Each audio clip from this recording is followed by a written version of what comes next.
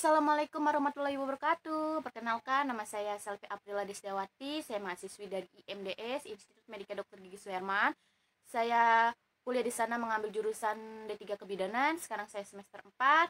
Di sini saya akan menjelaskan tentang gizi pada ibu hamil. Selamat menyaksikan. Nah, di sini saya akan menjelaskan tentang asupan makanan bergizi pada ibu hamil. Rata-rata ibu hamil zaman sekarang itu masih kurang mengetahui makanan bergizi pada janin dan ibunya. Nah, di sini saya akan menjelaskan ya. Yang pertama, makanan bergizi untuk ibu hamil, asupan nutrisi selama kehamilan baik jenis maupun jumlahnya. Terus, kebutuhan berbagai jenis asupan gizi akan bertambah seiring dengan usia kehamilan. Berikut beberapa di sini saya akan memberikan beberapa makanan yang mencukupi kebutuhan gizi pada ibu hamil, yaitu pertama brokoli. Sayuran hijau yang menyerupai rambut kribo yang memiliki banyak nutrisi yang diperlukan selama kehamilan seperti kalsium, asam folat.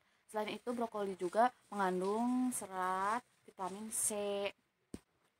Yang kedua itu sayuran bayam. Sayuran hijau ini baik dikonsumsi selama kehamilan, khususnya untuk ibu hamil yang masih muda. Nah, karena memiliki kandung asam folat dan zat besi yang tinggi. Konsumsi makanan mengandung asam folat tinggi diperlukan pada kehamilan karena dapat mencegah bayi mengalami cacat tabung saraf atau pada bagian otak saraf belakang. Nah, sedangkan untuk buah-buahannya itu yang baik pada ibu hamil itu pisang, alpukat, mangga, jeruk. Nah, di sini juga ada kacang-kacangan kayak misalkan kacang tanah, kacang polong, kacang kedelai. Ada beberapa jenis kacang yang bisa dijadikan sumber asam folat, serat, protein, zat besi, dan kalsium yang diperlukan selama kehamilan.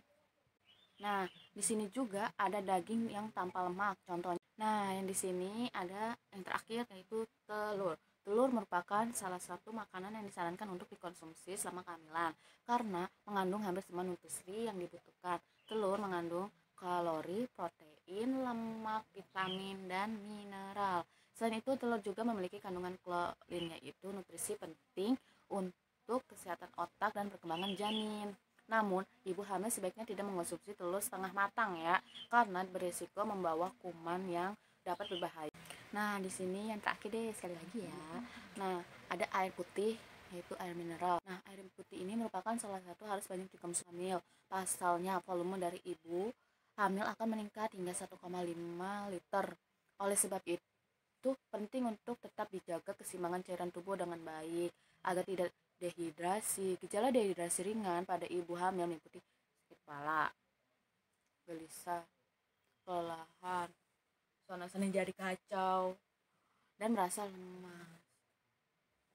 Nah, jangan sampai pada lagi hamil itu terjadinya dehidrasi, bahaya bagi ibu dan janinnya. Jadi, untuk ibu hamil harus memperhatikan nutrisi selama kehamilannya, sangat penting karena bisa mendukung kesehatan ibu dan janin. Apabila kekurangan nutrisi selama hamil dapat meningkatkan resiko kayak misalkan keguguran dan bayinya itu lahir secara prematur. Oleh karena itu, makanan bergizi tinggi untuk ibu hamil yang telah dijelaskan tadi, saran saya untuk selalu hadir dalam menu makanan seharian ibu. Selama hamil jangan lupa untuk rutin berkonsultasi ke dokter kandungan untuk melakukan pemeriksaan kehamilan. Jadi, sekian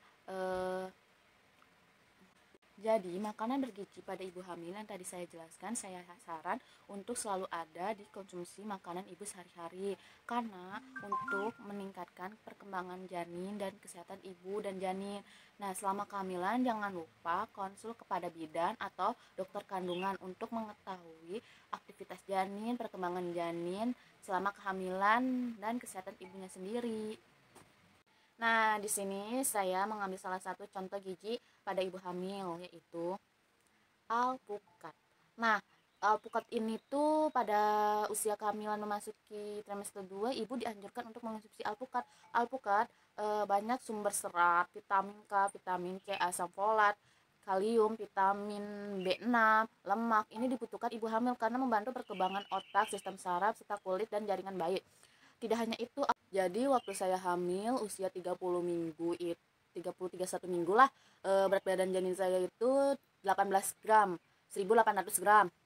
Nah, saya ke dokter kandungan, saran dokter untuk mengonsumsi kayak minum itu jus alpukat 3 kali sehari, terus makan es krim 3 kali sehari, selama 2 minggu nanti kontrol kembali kata dokter. Nah, saya itu udah kayak gitu 2 minggu, kontrol lagi ke dokter, dan hasilnya alhamdulillah berat badan janin saya meningkat menjadi 2700 gram. Nah, itu terakhir periksa pada 36 minggu, kalau nggak salah terakhir periksa ke dokter. Pada usia 37 minggu saya lahiran dengan berat badan janin saya 2700, terus panjangnya itu 49 cm, lahir normal alhamdulillahnya, nggak sesar, tapi ya banyak sih rintangannya dalam hamil. Terus banyak-banyak konsumsi makanan gizi untuk memperkembang bayi dan mempersehatkan. Jadi kurang lebihnya mohon maaf. Apa yang tadi Selvi jelaskan masih banyak kurangnya. Selvi juga masih tahap pembelajaran. Sekian, terima kasih. Wassalamualaikum warahmatullahi wabarakatuh.